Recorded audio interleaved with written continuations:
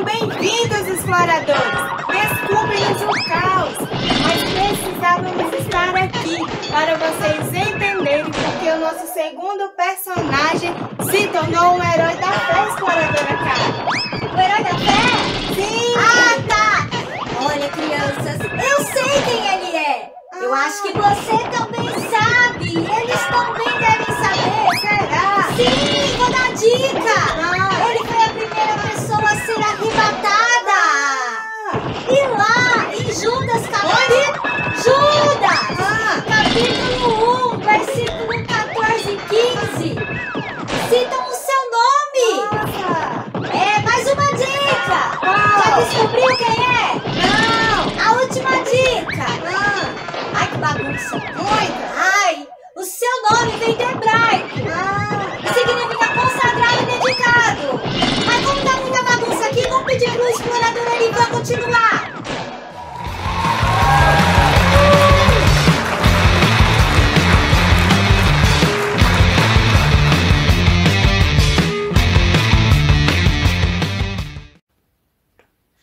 Hoje vamos falar sobre um homem chamado Enoque.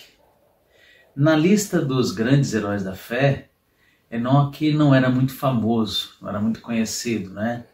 Mas a Bíblia diz que ele era um homem especial.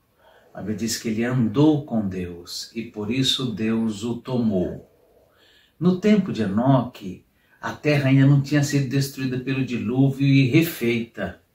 E naquela época as pessoas viviam muito tempo. Naquela época havia muito pecado na terra, mas esse pecado, as pessoas injustas, as pessoas amantes de si mesmo, pessoas vis e más, mas apesar disso, o pecado que havia na terra não influenciava e não afastava Enoque da sua relação com Deus. Ele falava com Deus, se relacionava com Deus e dava testemunho dessa relação para todas as pessoas. Apesar de ser um tempo difícil, um tempo de pessoas pecaminosas, mas o pecado não afastou Enoque de Deus. Pelo contrário, Enoque publicamente dizia para todo mundo que ele tinha esse relacionamento com Deus. Essa foi a história de Enoque. A Bíblia diz que Enoque andou com Deus. E depois de um certo tempo, Enoque não foi mais visto, porque Enoque foi tomado pelo Senhor, foi arrebatado. Enoque não viu a morte.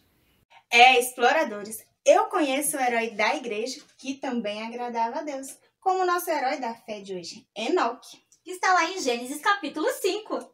E todos podiam ver isso através da sua vida. Uma vez ele falou algo muito importante. Será que você vai descobrir? Não sei.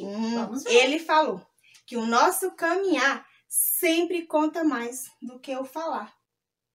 Você já sabe quem é ele, explorador? E você, exploradora Cá?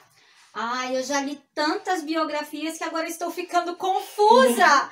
E quando eu me sinto assim confusa, eu sempre pergunto pro explorador Clécio.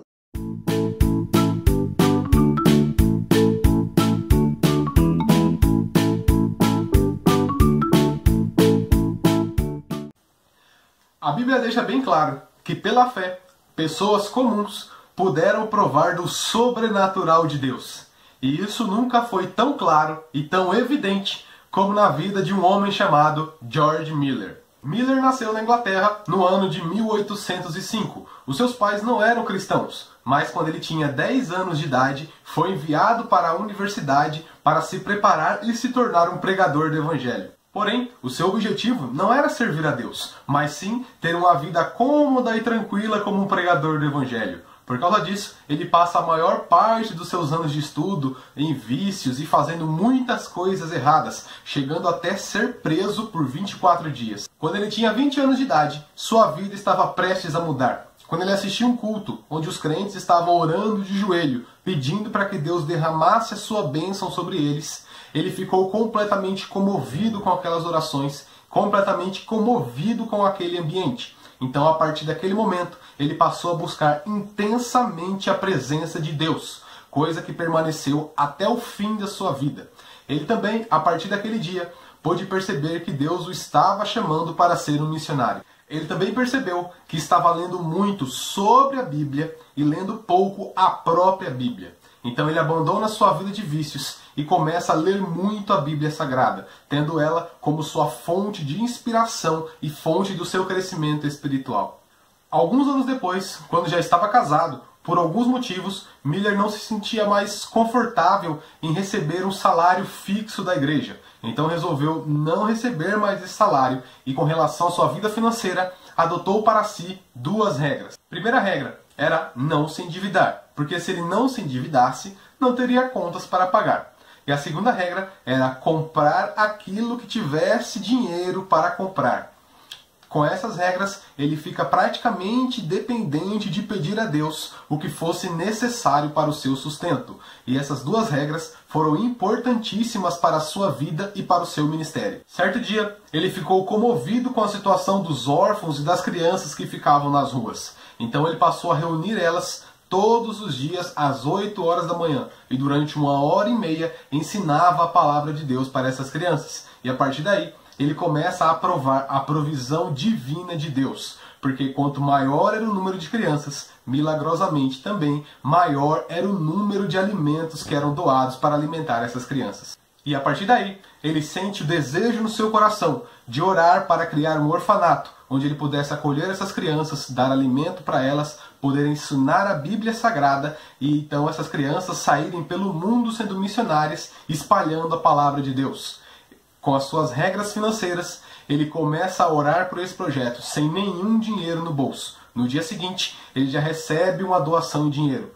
4 dias depois de começar a oração, ele recebe a doação dos móveis. E 3 meses depois de começar a orar, ele aluga uma grande casa e inaugura um orfanato para cuidar dessas crianças. Sem nenhuma fonte de renda ou nenhuma fonte de lucro para sustentar o orfanato, George Miller dependia inteiramente da fé em Deus, que ele supriria todas as necessidades dos órfãos. E isso fez com que ele tivesse uma coleção de testemunhos incríveis e maravilhosos. Como, por exemplo, certa vez, quando ele não tinha mais alimento para dar aos órfãos, ele ora antes da refeição, agradecendo a Deus pelo alimento. Quando ele termina de orar, um carro cheio de pães para na frente do orfanato. Ele diz que aqueles pães seriam dados para a realeza, porém tinham assado demais e já não serviam. Então todos aqueles pães são doados para o orfanato. E a quantidade de pães era a quantidade exata que alimentava todos os órfãos. Através da fé e da oração a Deus, George Miller, no fim de sua vida, chega a admitir que alimentou cerca de 2.000 órfãos, deixando atrasar no máximo 30 minutos a refeição. Outro testemunho marcante é que certa vez um doutor chamado Pearson se hospedou num orfanato de George Miller. Quando chegou a noite, George Miller chamou o Dr. Pearson para orar, dizendo que não tinha nenhum alimento para dar às crianças na manhã seguinte. Eles oraram durante a noite. Quando eles acordaram de manhã, o suprimento para as crianças estava lá. O que aconteceu foi que, do tempo que eles oraram até amanhecer, nessa madrugada, Deus trabalhou no coração de uma outra pessoa, fazendo com que ela desse 1 mês de suprimento para aquele orfanato. Sua paixão pela Bíblia era tão grande que no fim da sua vida chegou a admitir que leu a palavra de Deus cerca de 200 vezes. E dessas 200, 100 vezes foram de joelhos. É importante ressaltar também que, 50 anos depois da sua morte, os jornais publicaram a seguinte notícia: o orfanato fundado por George Miller sustenta hoje cerca de 19.000 crianças. Por causa das bombas da Segunda Guerra Mundial, os vidros foram quebrados, mas nenhuma criança e nenhum auxiliar foi ferido. E neste breve resumo de sua vida, fica claro o que eu disse lá no início, que George Miller, pela fé, pôde provar de coisas sobrenaturais vindas da parte de Deus. Exploradora K.